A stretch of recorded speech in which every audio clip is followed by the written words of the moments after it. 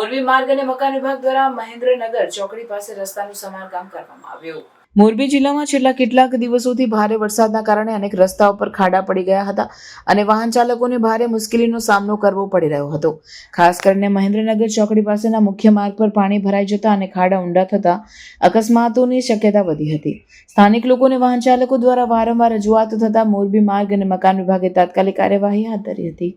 મોરબી જિલ્લા વહીવટી તંત્ર અને માર્ગ મકાન વિભાગે સંયુક્ત રીતે સ્થળ પર પહોંચીને રોડના ખાડાને તૂટી ગયેલા ભાગોમાં પેચ વર્ક શરૂ કર્યું।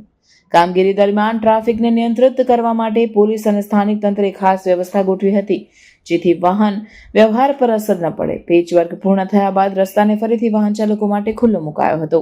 આ કામગીરીથી સ્થાનિક લોકોને મોટી રાહત મળી છે।